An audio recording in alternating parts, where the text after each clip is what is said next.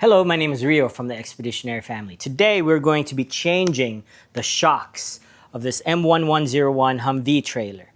The reason we're doing that is these shocks that we have on there right now are quite old, and newer shocks will better absorb the oscillation that goes on the trail. It's a very simple process, and we'll go step by step in removing the old shocks and putting some new ones on. All right, so for this project, here are some of the tools you're going to need. You have a needle nose pliers, a breaker bar, you have an 1.5 inch socket, so it's a 1.5 inch.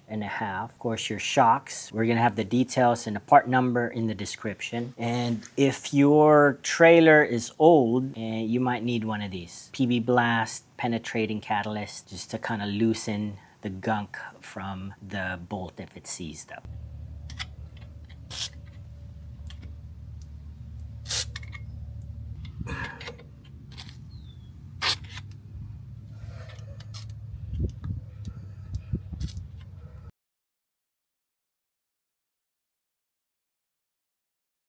We're gonna start up here at the top. These cotter pins need to be bent in such a way first so you can turn.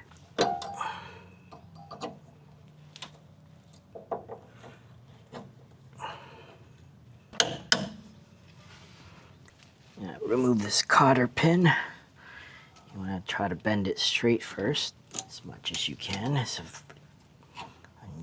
very long cotter pin here.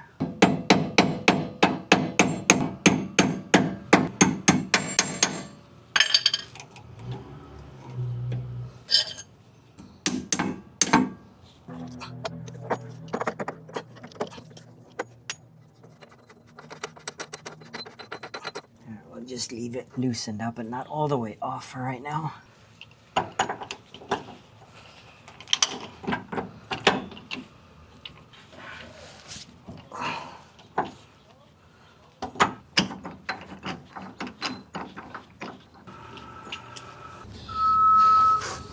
All right, time to remove these castle nuts. At this point, it's a good idea to support the trailer with jacks to minimize the tension on the shock mounts. Washers, castle nut.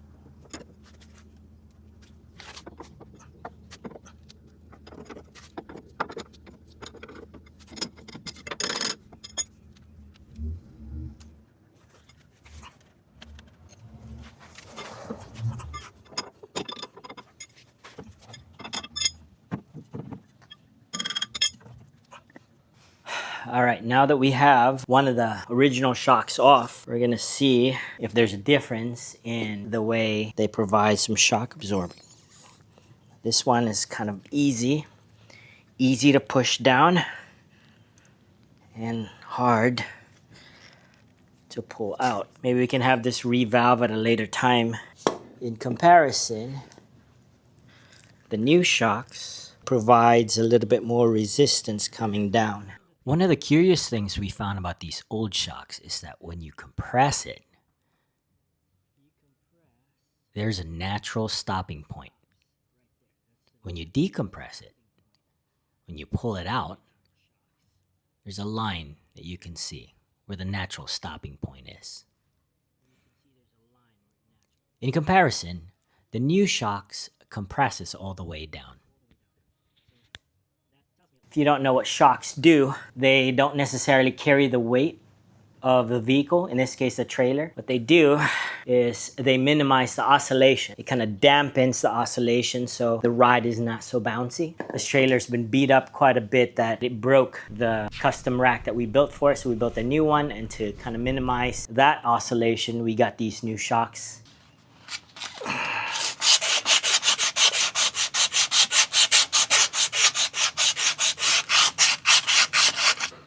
You can paint the exposed bare metals, grease it, but in our case, we added anti-seize to make it easier to maintain in the future.